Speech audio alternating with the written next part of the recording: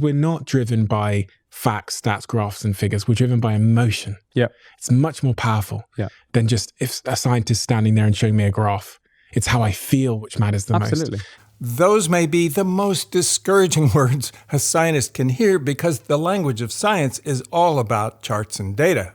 I have a master's in physics, and I can't count all the times that the scientists I've interviewed have wanted to put their heads in their hands and wish that that statement from Stephen Bartlett was not true.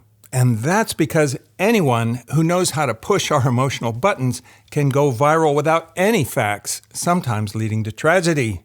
When Stephen Bartlett said that about emotion, his guest was Aseem Malhotra, master of emotion. His mastery has made him famous.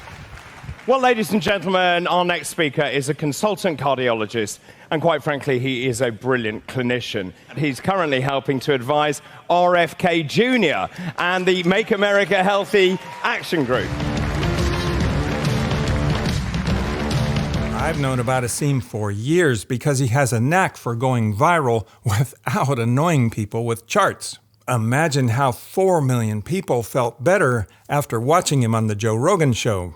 The association of cholesterol and heart disease came from something called the Framingham study, which was in Massachusetts, started in 1948, carried on for several decades, where they followed up 5,000 people. Now, what's interesting about Framingham is when you look at the associations of total cholesterol and heart disease, it was only there when your total cholesterol, the significant association was only there if it was over 300 milligrams per deciliter. Very few people have total cholesterol that high. Oh, it was an old study that carried on for a few decades with just 5,000 people. The thing is, I toured the Framingham study campus with my camera rolling on their 75th year and interviewed the director. They followed not just the original 5,000 participants, but 5,000 of their children and closing in on 5,000 of their grandchildren, 3 generations, sequencing their DNA and measuring just about everything that can be measured. That study is considered one of the great achievements of modern medicine. And here's the thing, if you do show one of those annoying charts, like the one Framingham has on their website, you see that total cholesterol in the 200s carries about the same risk as smoking. And Framingham is the study that first figured out smoking is a risk factor for heart disease. And they did the math to put a number on it. And just like that, Aseem was able to make millions of people feel better about their cholesterol, while thousands of doctors who do care about charts buried their heads in their hands. Just look at the comments for Aseem's appearance on Rogan. Aseem Malhotra and similar doctors should be awarded the Nobel Peace Prize. This interview needs to be watched by the entire world. And Aseem has a tool which scientists don't have, which is he can speak in what's called the influencer voice, which means with 100% assurance. You know how scientists speak, and it's unpopular with the masses. Well, the evidence points to we can infer with some certainty, but we can't be 100% sure. When the public hears someone speak with 100% assurance, they think, wow, they really know what they're talking about. But when a scientist hears someone speak like that, they think, yeesh, that's a red flag. They better have data and charts to back that up. I still have heard from my cardiologist, stop eating so much red meat. Stop eating so much red meat. And you didn't even mention red meat. You're talking about ultra-processed foods, sugar, and starchy carbs. Absolutely. There is no relationship with the consumption of red meat. The most extensive studies have been done, looked in their totality, red meat and heart disease. Whenever I've seen him say that with 100% assurance like that, it goes viral. 2.3 million views so far on Stephen Bartlett's show, Diary of a CEO. I would say minimizing, the starch and the sugar. Okay. And the rest of it doesn't matter. You can have, I have heart patients asking me whether they can eat a steak. I say, absolutely. It's not going to cause, it's very nutritious. If you want to have a steak 2 or 3 times a week, no issue. Saturated fat in the diet isn't a problem. I busted that myth. So butter, cheese, for example, red meat is not going to have any adverse effect on your heart. And just like that, millions of people can feel good about their diets, no charts or data needed. But he isn't a nutrition scientist, even though he published a book on diet. And here's what he's not telling you. Teams of actual nutrition scientists at leading universities around the world not funded by industry, are publishing papers in leading journals showing us a very simple way to add 10 years of healthy life. The biggest thing is to eat more whole grains and legumes.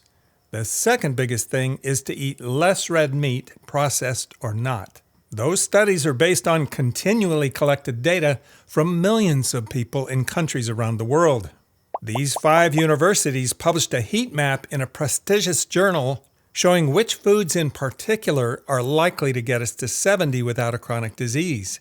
The most likely are in green across the top, and the least are at the bottom in red. They include the normal suspects like ultra-processed food and sugar, but notice red meat was at the bottom below any ultra-processed food. All 114 country dietary guidelines that I know of are written by actual nutrition scientists, and a lot of them were updated this year. Denmark, Switzerland, and Spain removed red meat completely from their guidelines, and all the others encourage minimizing it. Here's what Belgium says about their new guidelines. Here are our top 5 healthy eating habits. 1. Eat 125 grams of whole grain products every day. 2. Eat 250 grams of fresh fruit every day. 3. Replace meat with legumes at least once a week. Feel-good emotion is one driver, but sadly, personal tragedy takes it to the next level. Aseem endured terrible tragedy 4 years ago when his father died from a heart attack. They were very close, and you can imagine Aseem's shock as a cardiologist to learn from the autopsy that his father had severe blockage in his arteries. I feel like I may be able to understand his grief and his search for answers because my father died about the same age as Aseem's, also with severe blockage. And history repeated itself when my big sister Robin died the same way at the same age with severe blockage. It has long been one of the most common ways to die, both in America and the UK. What's different about Aseem is he ascribes the cause of his father's death to the mRNA jabs his father received 6 months before his death. It's one of his major talking points. And as you know, my father died as a result of the COVID vaccine, almost certainly had a sudden cardiac death 6 months after having 2 doses of Pfizer. The idea is the vaccine so inflamed his arteries that it caused a sudden buildup of plaque. Scientists push back and ask, where is the biological plausibility? Thick plaques take years to develop, and they've been common for thousands of years.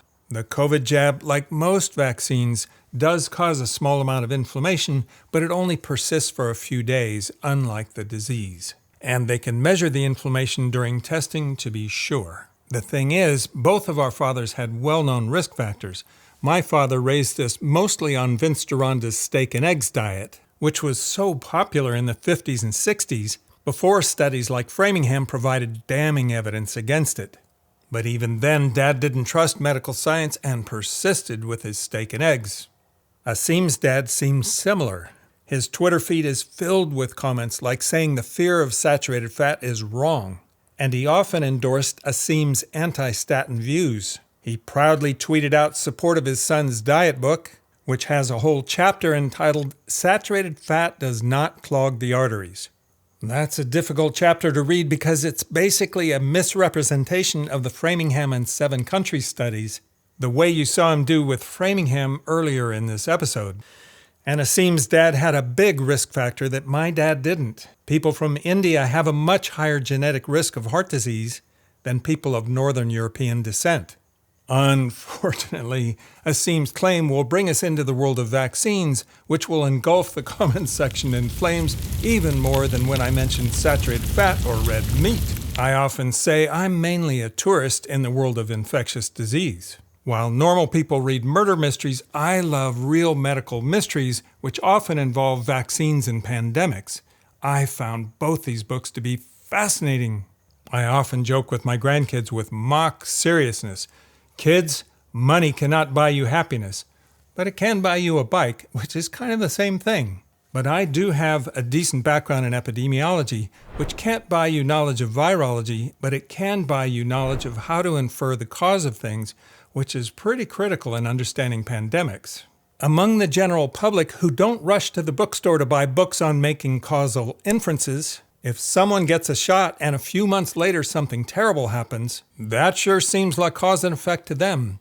Here's an example from an actual virologist. My wife is a private practicing pediatrician, and she was in on a weekend helping inoculate children, helping the nurse inoculate. And so there was a 4-month-old sitting on her mother's lap, and while my wife was drawing the vaccine up into the syringe, the 4-month-old had a seizure and went on to have a permanent seizure disorder, epilepsy, and at age 5 was dead of a chronic neurological condition. Wow. If she had given that vaccine 5 minutes earlier, I think there are no amount of statistical data in the world that would have convinced her of anything other than the vaccine caused her problem. I'm the mother of a vaccine-damaged child, and you understand the emotion of that. And so you're trying to argue against emotion with statistics, which is hard to do.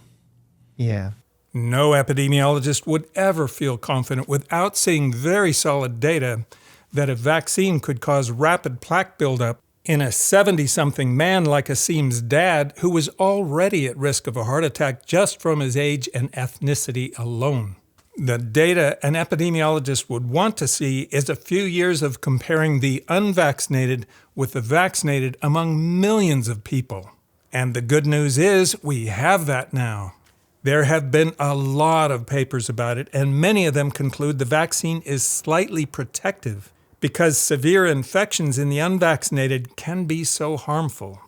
Unfortunately, the public has the misperception that the job of the vaccine is to prevent infection, and if it didn't, it failed. What happened was then in 2021, people who'd gotten their 2 doses of vaccine then suffered a mild infection say, the CDC lied to me. They told me this was going to protect me, and it didn't. Mm-hmm. We should have made it very clear that it was against severe infection. Right. What's the goal of this vaccine? What can you expect from this vaccine? You're going to get mild infection, and this remains true. You're going to get mild infection again and again and again, as is true for flu, as is true for other winter respiratory viruses. Yeah, even the flu vaccine, 30, 40% effectiveness in preventing infection. But the hospitalization rate, the death rate in high-risk populations, that's where the value for these vaccines come from. And that brings me to Aseem's talk on the big stage at Reform UK. That from the very beginning, the rate of harm from the original trials of Pfizer and Moderna reanalyzed, you were 2 to 4 times more likely to suffer serious harm from taking the COVID vaccine than you were to be hospitalized with COVID. I was really happy to see him bring actual data to back his point. That paper got a zillion views, and it's one of the most controversial and polarizing papers I have ever read.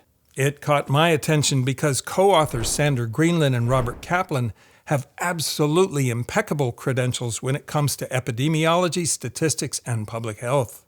Dr. Kaplan co-authored an editorial in the Los Angeles Times and made it very clear he is very pro-vaccine. The lead author, Joseph Freeman, and corresponding author Peter Doshi seem to do most of the work. They have a long history of questioning vaccine safety. What they could all agree on is the drug companies should make data for vaccine trials fully public. I loved seeing vaccine skeptics and pro-vaccine scientists working together to analyze the data the drug companies had made public. What caught everyone's attention in the data is the reported adverse events from these trials was high compared to other vaccines, and the duration of the trials was short. Yikes! No wonder it got so much attention. But that is the great thing about making the data public and open to debate. Here are the things that jumped out at me. Number 1, serious adverse effects from taking the placebo vaccine were also very high. Why would that be? It's referred to as the nocebo effect, the evil twin of the placebo effect. The nocebo effect is people imagining things that aren't there. Think of how scary it was when these trials took place. A scary new pandemic, a new type of vaccine with a strange name rushed to market at warp speed, informed consent listing all kinds of scary side effects that were possible. About a third of the people in these trials reported adverse events for each of the 2 placebo vaccines they received. We can't blame them. Their job was to be on heightened alert for possible side effects. Number 2, notice how crazy the calculation was for the difference in risk between taking the vaccine and not. For the Moderna vaccine, maybe your odds of having serious adverse events was reduced by 23% by taking it, or increased by 37%. Who knows? And that was because some people listed several adverse events and some people listed just one. But the drug companies didn't release individual data, leaving the statisticians to say, honestly, the uncertainty between people who received the vaccine versus the placebo is really big. Number 3, this is where Aseem's bold claim comes in. You were 2 to 4 times more likely to suffer serious harm from taking the COVID vaccine than you were to be hospitalized with COVID. Judging what is a serious adverse event and comparing that to a COVID hospitalization is above my pay grade, and so I'll defer that question to Dr. Susan Oliver. If a person suffered more than one adverse event, they were double counted. But a person who was hospitalised for COVID was only counted once. Secondly, a large number of the adverse events that they classified as serious adverse events of special interest are not things that are serious enough to land you in hospital. For instance, generally, if you get diarrhea, you stay home near the toilet. You don't go to hospital. Likewise, if you suffer a rash, which was also on the list, you don't go to hospital. And there are many, many other conditions which they have classified as serious adverse events of special interest that would not require hospitalisation. So they are comparing apples with oranges. Number 4, the number of adverse events compared to the number of hospitalizations depends on the length of the trial. And that is because the reporting of adverse events is front-loaded to the first few days of receiving the vaccine when it activates an immune response as it is supposed to do. That's when you don't feel so good. Or maybe you had an allergic reaction right after receiving the vaccine. But it takes months to see if the vaccine prevented hospitalization because you have to get exposed to COVID.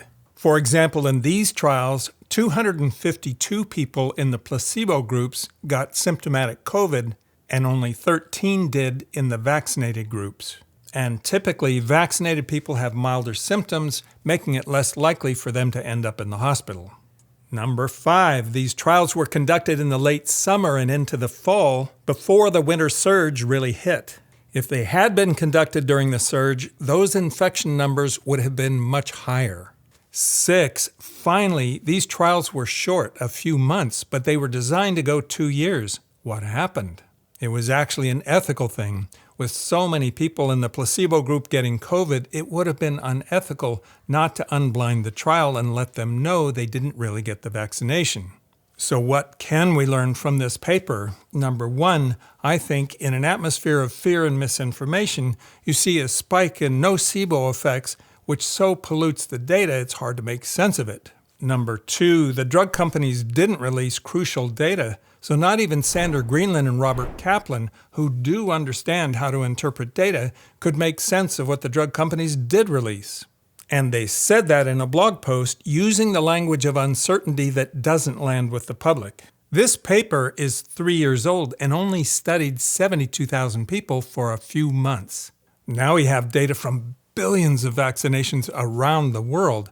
Why would Aseem quote this paper when we have multitudes of papers from scientists looking at truly big data?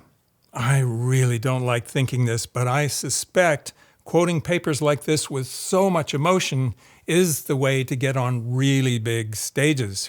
What else could Aseem say to make this talk go mega viral? Well, one of Britain's most eminent oncologists, Professor Angeli, said to me to share with you today that he thinks it's highly likely that the COVID vaccines have been a significant factor in the cancer of members of the royal family. Ugh. There is a book about going viral, and one of the tricks is the wow to think ratio. Wow me with something, but don't make me think. That seems to be his formula with this talk. Aseem posted about vaccines and cancer on X, and 2 things jumped out at me. First, this wasn't just feel-good emotion anymore. It reminded me of a Nobel acceptance speech I heard where Maria Ressa pointed to the most viral emotions. The other is technology. With its godlike power, the new gatekeepers, it has allowed the virus of lies to infect each of us, pitting us against each other, bringing out our fears, anger, hate. And number two, he pointed to a clip of what the good oncologist actually said. It's clear that the vaccine is still causing problems. And I saw in a clinic this week 2 people present with cancers. Neither of them should have had that. Again, they both had an unnecessary booster. So anecdotes from his patients are the source of all that anger. The real tragedy is we have vaccines that prevent terrible cancers, and mRNA technology offers the greatest promise of more. I should say something about the difference between doctors, epidemiologists, and viral social media sensations. Doctors are my heroes. Their job is to find out what's wrong with the patient in front of them, and to be good at it, they need empathy and emotion. And they get exposed to a constant stream of anecdotes, sometimes outliers, and people suffering from nocebo effects. Epidemiologists are also my heroes, but they are a completely different breed and nearly impossible for someone without an epidemiology background to understand. The 5 I've interviewed on this channel went through 12 years of studying experimental design, statistics, and causal inference. Doctors get almost none of that. And I think that is why for every doctor who believes their extreme diet is the one, there is another who promotes the exact opposite extreme diet.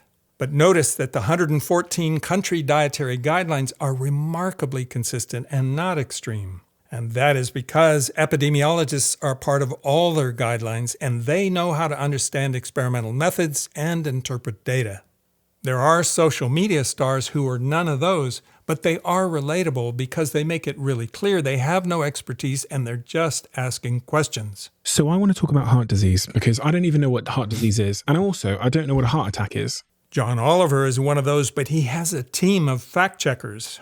The terrible downside is this can happen if they don't have fact checkers, and it can go mega viral.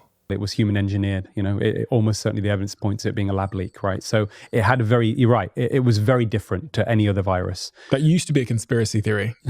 I know, right? Now it's not a conspiracy theory. I know, exactly. It's funny, when you hear about that lab in Wuhan that were messing around with viruses, and then we decided to put the blame on like a market stall. But I think now the general consensus is that it probably came from that lab in Wuhan. Yeah, absolutely. Whereas something fact-checked like this can get 5 times less views. This isn't the end of it. We had SARS-1 in 2002. We have MERS in 2012. Those are both pandemic coronaviruses that didn't really hit this country, but certainly could have. And now we have this virus, SARS-CoV-2, which raised its head in 2019. That's 3 pandemic viruses in 20 years. I mean, as we do things like deforestation, we live closer and closer to animals, especially bats, which are a fairly large part of the mammalian population. We are going to have another pandemic. And the thing that upsets me the most about this, we were talking about this a little earlier, is 2/3 of the American public believe this was a lab leak. And this was not a lab leak. This was an animal to spillover event, to human spillover event that occurred in the southwestern section of the Hunan wholesale seafood market. There are 2 excellent publications that show clear evidence that virus began there. Actually, there were 2 separate strains, 2 separate lineages that both began there.